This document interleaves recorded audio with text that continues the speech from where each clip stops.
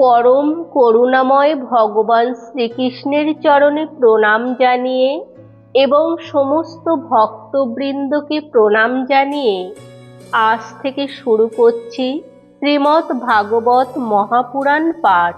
শ্রীমদ্ ভাগবত মহাপুরাণ শুধু একটি ধর্মগ্রন্থ নয়, এটি ভক্তি, জ্ঞান, বৈরাগ্য এবং ভগবানের প্রেমময় লীলাকথার পরিপূর্ণ এক অমৃত গ্রন্থ।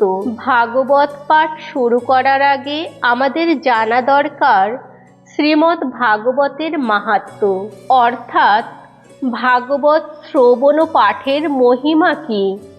ভগবানের এই অমৃত কথা শ্রবণ করলে কিভাবে ভক্তির উদয় হয় এবং মানুষের জীবনে তার কি প্রভাব পড়ে। তাই প্রথম স্কন্ধে প্রবেশ করার আগে আমাদের গ্রন্থে যে শ্রীমদ্ ভাগবতের মাহাত্ম্য দেয়া হয়েছে সেই বিষয়গুলি সংক্ষেপে শ্রবণ করব। ভিডিওটি না টেনে শেষ পর্যন্ত শুনুন।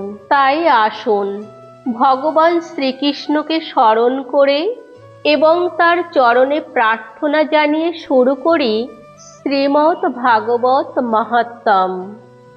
ওম নমো ভগবতে বাসুদেবায়।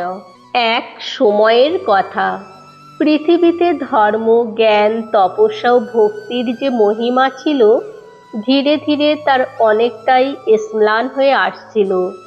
মানুষের মন সংসারের বিষয়ের প্রতি আকৃষ্ট হচ্ছিল। সত্য, সংযম, সাধনা ও ভগবানের স্মরণ যেন ক্রমশ দূরে সরে যাচ্ছিল। এই পরিবর্তনের মূল কারণ ছিল কলিযুগের প্রভাব। আর সেই সময়েই এক আশ্চর্য ঘটনা ঘটল। দেবর্ষি নারদ মুনি একদিন পৃথিবীর বিভিন্ন তীর্থস্থান পরিভ্রমণ করতে করতে এমন এক দৃশ্য দেখতে পেলেন যা দেখে তার হৃদয় ব্যথায় ভরে গেল। তিনি দেখলেন মানুষ তীর্থে যাচ্ছে, নানা ধর্মকর্ম করছে, কিন্তু অন্তরের শান্তি যেন কোথাও নেই। কেউ জ্ঞান নিয়ে গর্ব করছে, কেউ ধন সম্পদের পেছনে ছুটছে, কেউ আবার ভোগ বিলাসে ডুবে আছে। বাহ্যিকভাবে ধর্মের নানা আচার থাকলেও ভগবানের প্রতি নির্মল প্রেম যেন ক্রমশ দুর্লভ হয়ে উঠেছে। নারদ মুনি ভাবলেন, এই পৃথিবীতে এমন কি পরিবর্তন হলো যে মানুষের হৃদয় থেকে ভগবানের প্রতি যে সহজ ভক্তি হারিয়ে যাচ্ছে। এই চিন্তা করতে করতেই তিনি একদিন যমুনার তীরে এসে উপস্থিত হলেন। সেখানে তিনি এমন এক দৃশ্য দেখতে পেলেন যা তার হৃদয়কে আরো বিচলিত করে দিল। একজন সুন্দরী যুবতী নারী মাটিতে বসে কাঁদছেন, তার মুখে অসহায়তার ছাপ, আর তার পাশে শুয়ে আছেন দুজন বৃদ্ধ পুরুষ। তারা এতটাই দুর্বল ও জীর্ণ হয়ে পড়েছেন যে তাদের দেখে মনে হচ্ছিল তারা যেন মৃত্যুর দ্বার প্রান্তে পৌঁছে গেছেন। যুবতী নারীটি বারবার তাদের জাগানোর চেষ্টা করছেন, কখনো তাদের মাথায় হাত বুলিয়ে দিচ্ছেন, কখনো বলছেন, উঠুন উঠুন, আপনারা কেন এমন হয়ে গেলেন। কিন্তু দুজন বৃদ্ধের শরীরে যেন কোনো শক্তিই নেই। একটু দূরে কিছু দেবী সদৃশ্য নারী তাদের সান্ত্বনা দেওয়ার চেষ্টা করছেন। কেউ জল দিচ্ছেন, কেউ বাতাস করছেন, কেউ নানা উপায়ে তাদের প্রাণ ফিরিয়ে আনার চেষ্টা করছেন। এই দৃশ্য দেখে নারদ মুনি কাছে এগিয়ে গেলেন। তিনি সেই যুবতী নারীকে জিজ্ঞাসা করলেন, হে দেবী, আপনি কে? এই দুই বৃদ্ধই বা কারা? আর কেনই বা আপনি এত দুঃখ করছেন? নারদ মুনির কথা শুনে সেই নারী তার দিকে তাকালেন। তিনি বললেন, হে মহর্ষি, আপনার মতো মহাত্মার দর্শন পাওয়া সত্যিই আমার সৌভাগ্য। আমার দুঃখের কথা শুনুন। তিনি নিজের পরিচয় দিয়ে বললেন, আমি ভক্তি। আর তার পাশে যে দুই বৃদ্ধ শুয়ে আছেন তারা তারই পুত্র। জ্ঞান এবং বৈরাগ্য। নারদ মুনি অবাক হয়ে গেলেন।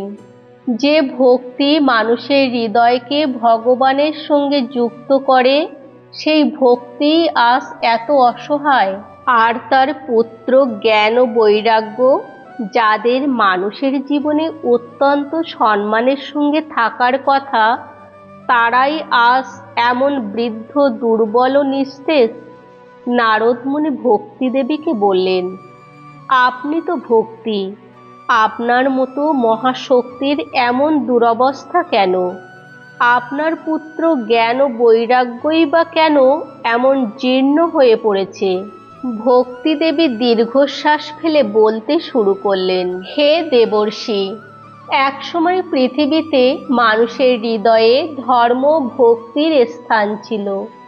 মানুষ ভগবানের নাম করত, সাধুদের সম্মান করত, তীর্থে যেত ভক্তি নিয়ে, শাস্ত্র শ্রবণ করত। জ্ঞান ও বৈরাগ্য মানুষের জীবনে সম্মানের সঙ্গে অবস্থান করত। কিন্তু এখন কলিযুগের প্রভাবে সব কিছু বদলে যাচ্ছে। মানুষের মনে লোভ বাড়ছে, ক্রোধ বাড়ছে, অহংকার বাড়ছে। বিষয় ভোগের আকাঙ্ক্ষা মানুষকে আচ্ছন্ন করে ফেলেছে। যে জ্ঞান মানুষকে ভগবানের দিকে নিয়ে যাওয়ার কথা, সেই জ্ঞানও অনেক সময় শুধু তর্ক ও গর্বের বিষয় হয়ে দাঁড়িয়েছে। আর বৈরাগ্য, সেটিও মানুষের হৃদয় থেকে প্রায় বিদায় নিয়েছে। এই কারণেই আমার দুই পুত্র জ্ঞান ও বৈরাগ্য আজ বৃদ্ধ হয়ে পড়েছে। ভক্তিদেবী আরও বললেন, আমি পৃথিবীর নানা স্থানে ঘুরেছি, কখনো পুষ্কর, কখনো প্রয়াগ, কখনো কাশী, কখনো হরিদ্বার, বিভিন্ন পবিত্র তীর্থে গিয়েছি। কিন্তু সর্বত্র দেখলাম কলিযুগের প্রভাব প্রবল। অনেক মানুষ তীর্থে যায়, কিন্তু তীর্থের প্রকৃত উদ্দেশ্য বোঝে না। অনেকেই সাধনা করে, কিন্তু ভগবানের প্রতি প্রেম জাগে না। অনেকেই জ্ঞান অর্জন করে, কিন্তু অহংকার ত্যাগ করতে পারে না। এই অবস্থায় আমারও যেন কোনো স্থান নেই। ভক্তি দেবীর চোখ দিয়ে জল গড়িয়ে পড়ল।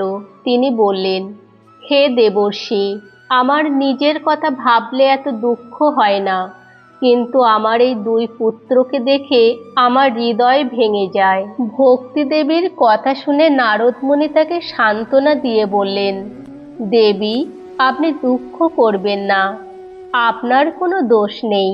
এটি কলিযুগের স্বভাব। কলিযুগে ধর্মের অনেক অঙ্গ দুর্বল হয়ে পড়বে, একথা শাস্ত্রেই বলা হয়েছে।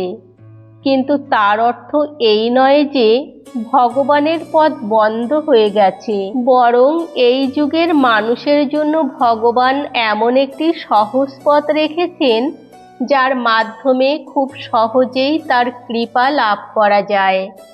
ভক্তিদেবী বিস্মিত হয়ে নারদ মুনির দিকে তাকালেন। তিনি বললেন, হে মহর্ষি, সেই পথটি কি? নারদ মুনি বললেন, ভগবানের নাম কীর্তন, ভগবানের গুণ, রূপ ও লীলার শ্রবণ, শ্রী হরির স্মরণ। তিনি বোঝালেন, সত্যযুগে মানুষ দীর্ঘ তপস্যার মাধ্যমে যে ফল লাভ করত, ত্রেতায় যজ্ঞের মাধ্যমে যে ফল পাওয়া যেত, দাপরের নিয়মিত পূজা ও আরাধনার মাধ্যমে যে ফল লাভ করা হতো, কলিযুগে সেই পরম ফল ভগবানের নাম কীর্তনের মাধ্যমে লাভ করা সম্ভব। এই যুগের শ্রেষ্ঠ সম্পদ হল শ্রী হরির নাম। ভক্তিদেবীর প্রশ্নের উত্তরে নারদ মুনি কলিযুগের আগমনের কথা বলতে শুরু করলেন। দাপর যুগের শেষ ভাগে যখন ভগবান শ্রীকৃষ্ণ তার নিত্যধামে ফিরে গেলেন, তখন পৃথিবীতে কলিযুগ প্রবেশের সুযোগ পেল। কলিযুগের প্রকৃতি হল মানুষের ধর্মবোধ দুর্বল করা, অসত্য, লোভ, হিংসা, কামনা ও অন্যায়কে বাড়িয়ে দেয়া। কিন্তু সেই সময় পৃথিবীতে ছিলেন ধর্মপরায়ণ মহারাজ পরীক্ষিত। তিনি ছিলেন পাণ্ডব বংশের মহারাজ, ভগবান শ্রীকৃষ্ণের পরম ভক্ত। একদিন তিনি দিগ্বিজয়ে বেরিয়েছিলেন। সেই সময় তার সামনে কলিযুগ এক দুর্বল মানুষের রূপ ধরে উপস্থিত হলো। কলিযুগ তখন ধর্মের উপর অত্যাচার করছিল। রাজা পরীক্ষিত তা দেখে ক্রুদ্ধ হলেন। তিনি বুঝলেন এই ব্যক্তি কলিযুগ, এর দ্বারা পৃথিবীতে ধর্মের অধঃপতন ঘটবে। রাজা পরীক্ষিত তাকে শাস্তি দিতে উদ্যত হলেন। কলিযুগ তখন ভয়ে কাঁপতে কাঁপতে রাজা পরীক্ষিতের শরণ নিল। রাজা ছিলেন ন্যায়পরায়ণ। তিনি বুঝলেন যেহেতু কলিযুগের আগমনের সময় এসে গেছে, তাই তাকে সম্পূর্ণভাবে পৃথিবী থেকে দূর করা সম্ভব নয়। তাই তিনি কলিযুগকে এমন কিছু স্থানে দিলেন যেখানে সে অবস্থান করতে পারবে। রাজা পরীক্ষিত প্রথমে তাকে সেই সব স্থানে থাকতে অনুমতি দিলেন যেখানে জুয়া, মদ্যপান, অবৈধ কামাচার এবং প্রতিহিংসা প্রচলিত। পরে কলিযুগ আরও একটি স্থান চাইল। তখন রাজা পরীক্ষিত তাকে স্বর্ণের মধ্যে থাকার অনুমতি দিলেন, কারণ যেখানে অন্যায়ভাবে ধনলোভ, মিথ্যা প্রতারণা ও অহংকার জন্ম নেয়, সেখানে কলিযুগ সহজেই প্রবেশ করতে পারে। এইভাবে কলিযুগ পৃথিবীতে নিজের স্থান করে নিল। কিন্তু আশ্চর্যের বিষয় হল, যদিও কলিযুগের প্রভাব অত্যন্ত শক্তিশালী, তবুও এই যুগের একটি বিরাট মহিমা রয়েছে। এই যুগে ভগবানের নাম কীর্তনের শক্তি অপরিসীম। শুধু শ্রীহরির নাম গ্রহণ করেও মানুষ পরম কল্যাণ লাভ করতে পারে। নারদ মুনির মুখে এসব কথা শুনে ভক্তিদেবী কিছুটা শান্ত হলেন, কিন্তু তার একটি প্রশ্ন তখনও রয়ে গেল। তিনি বললেন, হে দেবর্ষি, কলিযুগের প্রভাবে যখন মানুষের জ্ঞান ও বৈরাগ্য এমন দুর্বল হয়ে পড়েছে, তখন তাদের কিভাবে আবার জাগ্রত করা যাবে? নারদ মুনি বললেন, দেবী, চিন্তা করবেন না, এর জন্য একটি বিশেষ উপায় আছে। ভগবানের নাম কীর্তন যেমন কলিযুগের মানুষের শ্রেষ্ঠ সাধন, তেমনি শ্রীমদ্ ভাগবত শ্রবণ মানুষের হৃদয়ের ভক্তিকে দৃঢ় করে। ভাগবতের কথা শ্রবণ করলে ভক্তি জাগে। ভক্তি জাগলে ভগবানের প্রতি প্রেম জন্মায়, আর সেই প্রেমের সঙ্গে সঙ্গে জ্ঞান ও বৈরাগ্যও জেগে ওঠে। অর্থাৎ জ্ঞান ও বৈরাগ্যকে আলাদা করে ধরে রাখার প্রয়োজন নেই। ভক্তি জাগলে তার দুই পুত্র জ্ঞান ও বৈরাগ্যও ধীরে ধীরে শক্তিশালী হয়ে ওঠে। ভক্তি দেবী তখন নারদ মুনির দিকে তাকিয়ে বললেন, হে দেবর্ষি, আপনি সত্যিই আমার প্রতি কৃপা করেছেন। আপনার দর্শন পাওয়াই আমার সৌভাগ্য। সংসারের মানুষ যখন দুঃখে ডুবে আছে, তখন আপনার মতো সাধুরা তাদের কাছে ভগবানের পথে নিয়ে আসেন। আপনার উপদেশ শুনে আমার মনে আবার আশা জেগেছে। নারদ মুনি বললেন, ভক্তি কখনো নষ্ট হয় না। যেখানে ভগবানের নাম আছে, যেখানে তার গুণকীর্তন আছে, যেখানে শাস্ত্রের শ্রবণ আছে, সেখানে ভক্তি আবার জেগে উঠবেই। এই কথা শুনে ভক্তি দেবীর হৃদয়ে যেন নতুন প্রাণ এলো। তিনি অনুভব করলেন, আমার সন্তান জ্ঞান ও বৈরাগ্য হয়তো আজ দুর্বল, কিন্তু তারা চিরদিনের জন্য হারিয়ে যায়নি। এরপর ভক্তি দেবী নারদ মুনির মহিমা স্মরণ করে বললেন, হে দেবর্ষি, আপনি সত্যিই ধন্য। আপনি যেখানে যান সেখানে ভগবানের কথা পৌঁছে দেন। আপনার মুখ থেকে ভগবানের নাম শুনে মানুষের হৃদয়ের অন্ধকার দূর হয়। আপনি শুধু জ্ঞান দেন না, আপনি মানুষের হৃদয়ে ভক্তির বীজ রোপণ করেন। নারদ মুনি তখন তাকে আশ্বাস দিয়ে বললেন, তুমি প্রশ্ন করেছ, তাই তোমার সব দুঃখ দূর করার উপায় আমি তোমাকে বলবো। মন দিয়ে শোনো। আর এই এখন থেকেই শুরু হতে চলেছে এক মহৎ আধ্যাত্মিক পথের আলোচনা। কিভাবে শ্রীমদ্ ভাগবত শ্রবণের মাধ্যমে ভক্তি পুনরায় প্রতিষ্ঠিত হবে, কিভাবে জ্ঞান ও বৈরাগ্য জাগ্রত হবে এবং কিভাবে কলিযুগের জীবের হৃদয়ে ভগবানের প্রতি প্রেম জাগবে। ভক্তিদেবী তখন নারদ মুনির দিকে একাগ্র চিত্তে তাকিয়ে রইলেন। তার পাশে তখনও জ্ঞান ও বৈরাগ্য নিস্তেজ হয়ে পড়ে আছে।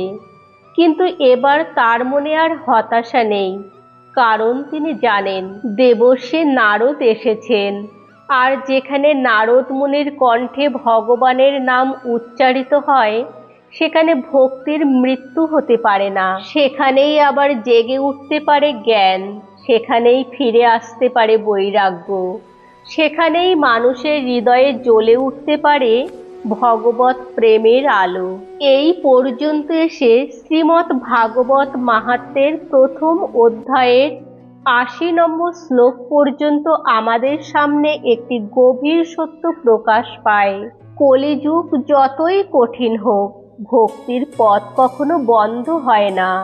জ্ঞান দুর্বল হতে পারে, বৈরাগ্য দুর্বল হতে পারে, মানুষের মন অশান্ত হতে পারে, ধর্মের নানা আচারও দুর্বল হয়ে যেতে পারে, কিন্তু ভগবানের নাম ও ভগবত কথার শক্তি কখনো দুর্বল হয় না।